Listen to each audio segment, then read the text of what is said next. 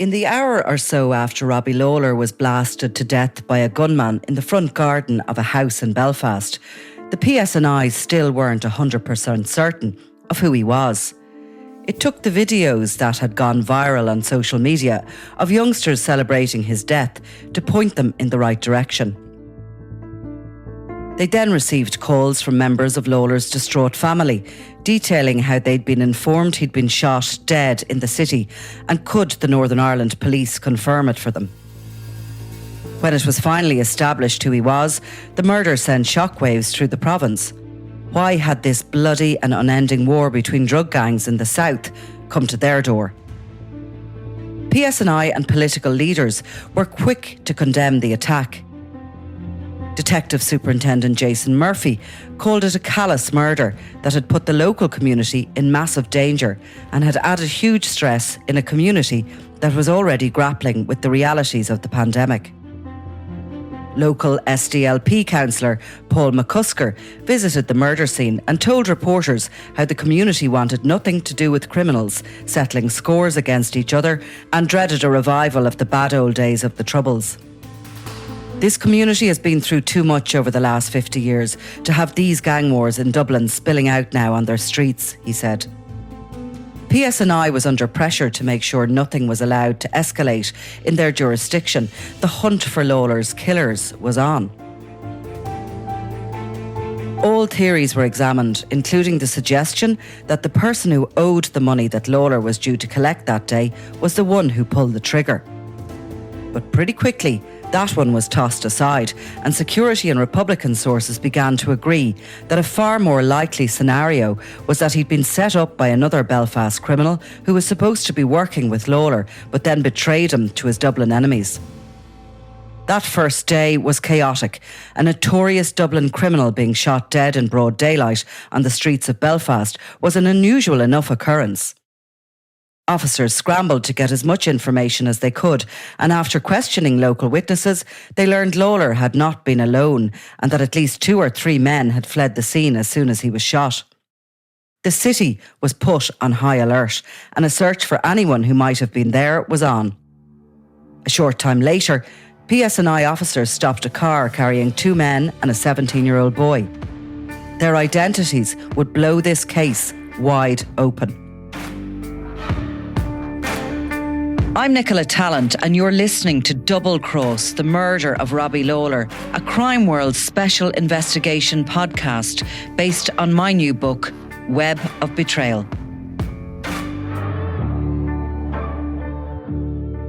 Quincy Bramble, then 30 years old, is a long-time associate of Cornelius Price.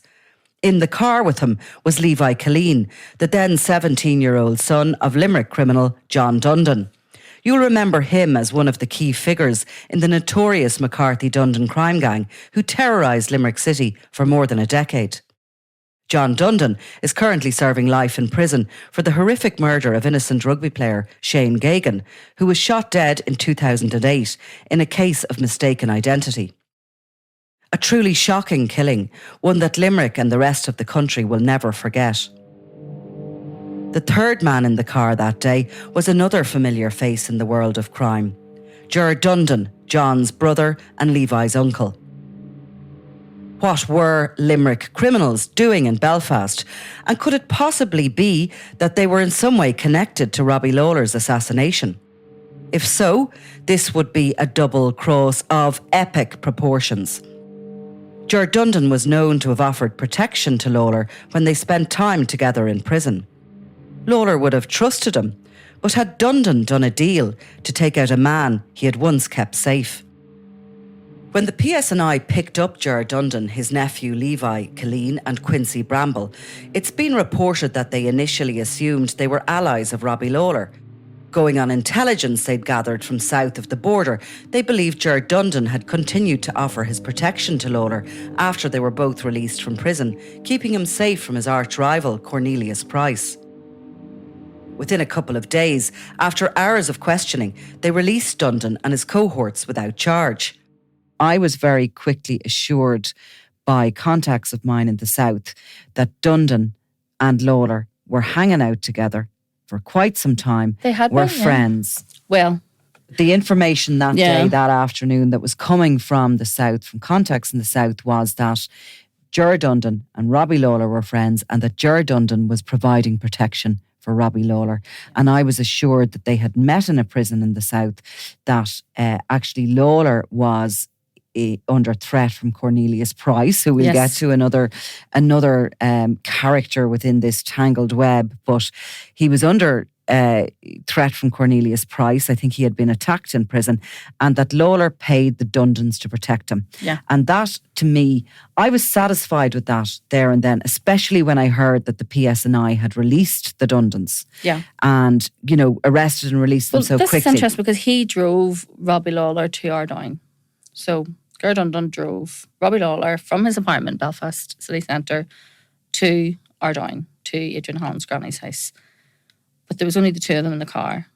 Yet we know from CCTV that was shown during one of these infamous bail hearings, which go on every few months, that he wasn't alone in Belfast, that there was 3 people in Belfast who are captured on CCTV in and around Robbie Lawler's flat a few days before he was murdered.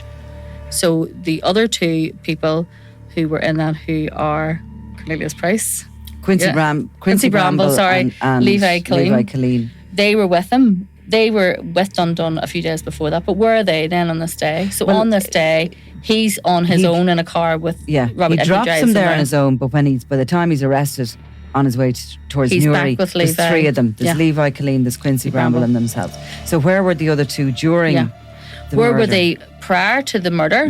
Why were they not in the car? If they were all just hanging around together, having a bit of crack during lockdown, partying in Lawler's apartment, as the suggestion is, were they just going to get drugs because they were having a party? Why did they all not go? Why didn't each of them go? And how then did the other 2 end up back in the car when the car was stopped by police? But the police investigation itself, you imagine, should have been looking at where were those 3? How long were they in Belfast for? We know they were seen on CCTV. Did they stay after that? Did they go back down south and come back up again? Were they then, what accommodation were they staying in? Who were they with? Who had they been meeting? And all of that. And on the day, and I was headed back to Dublin that evening, I had heard earlier in the day that scenario that they were friends, that Ger Dundon had protected Robbie Lawler in prison, that they were together because he was offering him protection. Robbie Lawler's life was in danger.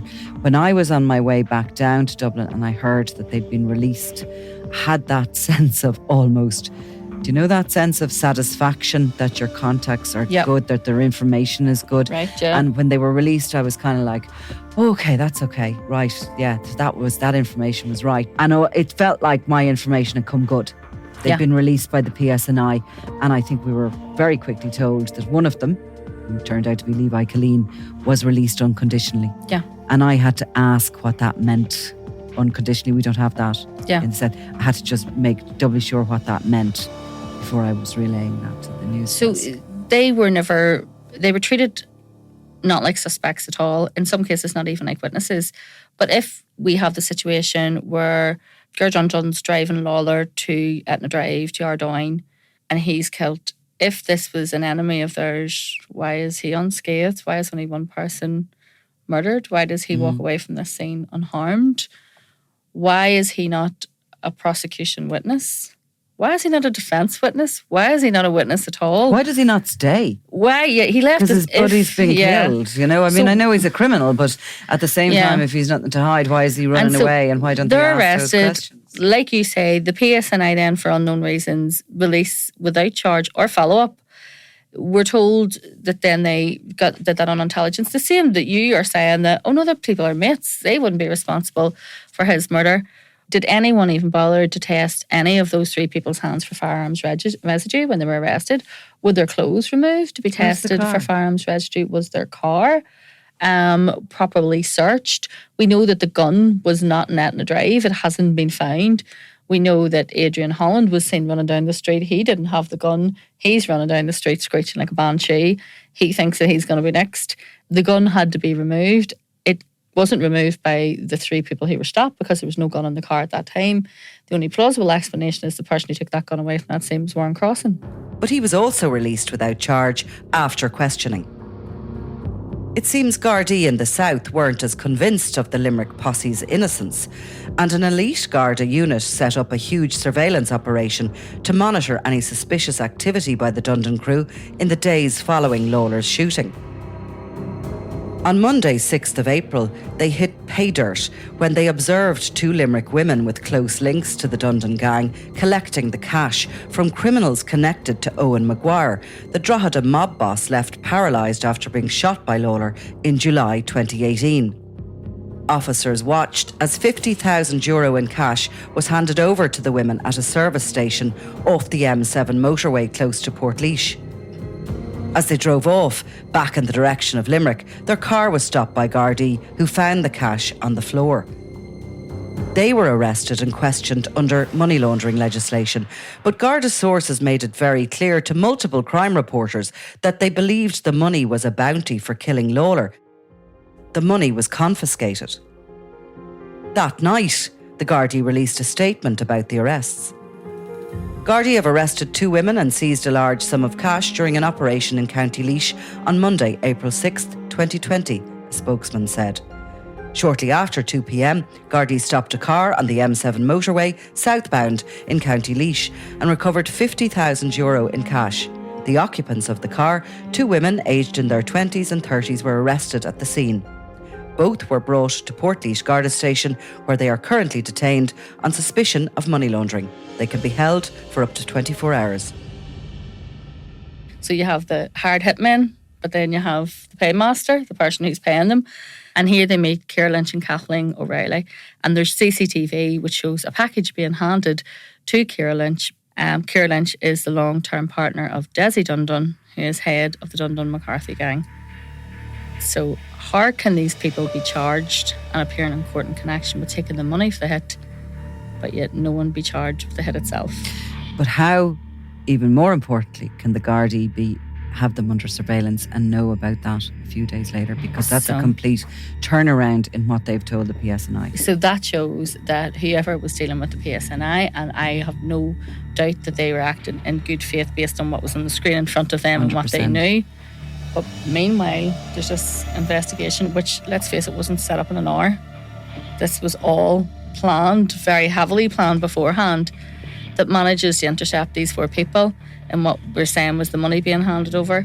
It was €50,000 was captured and was handed over, and all four of them are now in front of the Central Criminal Court facing charges. And the allegation is that the payment was from the Maguire organised crime gang to Dundon McCarthy's for the successful assassination of Robbie Lawler. 50,000 is quite cheap for a life, isn't it? But Ger Dundon, Quincy Bramble and Levi Killeen were never arrested again in connection with Lawler's murder, something we will explore in greater detail. But for the moment, let's stick with the immediate fallout of the killing, because there are some extraordinary details that deserve our attention. For instance, how it was soon revealed that Robbie Lawler had a girlfriend at the time of his death, and it really was the most unlikely of romantic couplings. The woman, a high-powered professional woman who runs her own successful business in the northeast of the country, is believed to have first come into contact with her psycho-killer boyfriend when he sought her services. It seems that business soon turned to pleasure, and the pair were regularly seen together in Belfast in the weeks before his death, partying in some of the most popular pubs and restaurants in the city. As Gardaí continued to investigate the intricate and complex ambush that finally claimed the life of one of Ireland's most notorious killers, they found it necessary to issue his girlfriend with a Garda information message, otherwise known as a Jim form. It's rare these warnings get handed out to women. In fact, I'm one of the few in the country who also had the misfortune of getting one. It means the Gardaí have enough information to believe that there's a very credible threat to your life. It's a grim and unsettling experience, believe me. With Lawler now dead at the hands of his enemies, it was natural that anyone he was associated with should have been worried about who might be next. But I must say, I feel for this woman who clearly must have been clueless about what exactly she was getting mixed up in when she fell for Lawler's charms. How terrified she must have been when just a couple of days after Lawler was shot, she got a written threat from those who claimed to have been responsible for his death, and warning her to stay away from his funeral. Another of Lawler's old associates, Paul Crosby, was also finding that a lifetime of misdeeds was finally catching up with him. You'll remember Crosby as being on the anti-Maguire side of the Drogheda feud, the one who rang up his old mentor and mocked him for being in a wheelchair. He's also the one who witnesses saw meeting teenager Cian Mulready Woods at a Centra shop on the day he disappeared. The last time the 17-year-old was seen alive was in the company of Crosby at the rear of a house where he was later killed and his body dismembered. Just hours after Mulready Woods' body parts began to show up at various locations throughout Dublin, Crosby was the target of what's believed to have been a revenge attack. A gunman mistakenly shot an innocent taxi driver who was driving Crosby in rush hour traffic in Drogheda on the 13th of January. Thankfully, the driver made a good recovery, and Crosby, who had been out on bail for other offences, was soon taken off the streets and put into jail after a judge was told he'd breached the terms of his bail on 41 occasions.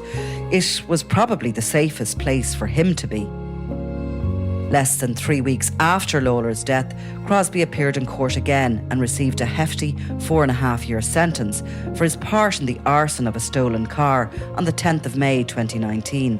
And he's remained there ever since, but we'll come back to him in a little while.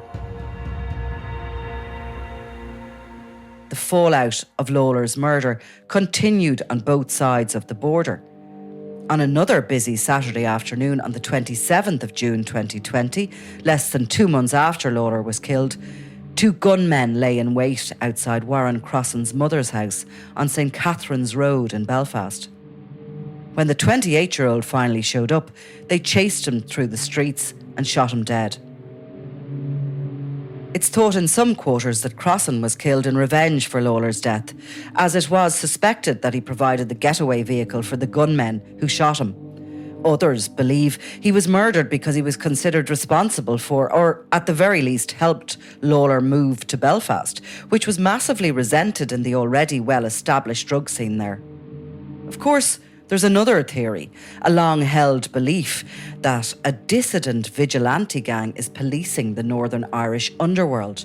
That, as well as Warren Crossan, at least 3 other men have all been shot in similar circumstances in the last few years, all because of their alleged links to drug gangs in the south. Did he provide the gun? Did he provide the assistance in having to arrange this? Was he the conduit? Was he the go-between? Was he the person who arranged the fee? We know that he's the link between Belfast, Lawler, Holland and the Dunduns, and is the only man who knew where that gun is, the gun that could possibly lead you to the murder of Robbie Lawler, now dead, having been shot dead himself in the streets of West Belfast. Speaking of which, it's time to catch up with Cornelius Price again, who disappeared over to the UK after the murder of Cian Mulready Woods. The intense Garda scrutiny of his affairs in the aftermath of the gruesome killing had proved too much. And shortly after Robbie Lawler's death, he was joined over there by Ger Dundon, who the PSNI had released after questioning him about the killing. Proving that there really is no rest for the wicked, the 2 men quickly got stuck into collecting the debts still owed to Warren Crossan. On the 8th of July, 2 brothers in London were driven to a flat in Highbury Hill near Arsenal's football stadium. Both were involved in illegally trafficking prescription drugs between Northern Ireland and the UK, and they thought they were there to discuss a debt of £7,500 they owed to the now deceased Crossan.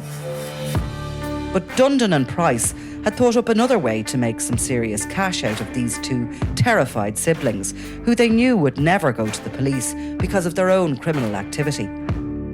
It was an audacious kidnapping, and one that would ultimately lead to the downfall of a new but dangerous figure in the underworld, a man known as Darren McLean.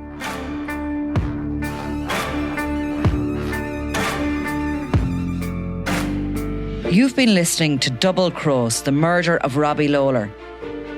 This podcast is produced by Nicola Tallant and Ian Malini for Crime World Presents. Clodagh Meany and Alison Morris are assistant producers. The script is by Jane Finnegan. Graphics are by Enda Bulger. This podcast is based on the book Web of Betrayal by me, Nicola Tallant.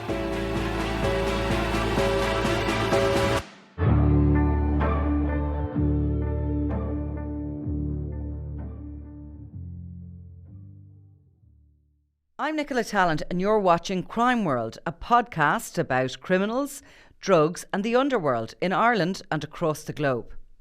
Make sure you subscribe to our channel and turn on notifications so you can be the first to watch all our latest episodes. You can also listen wherever you get your podcasts.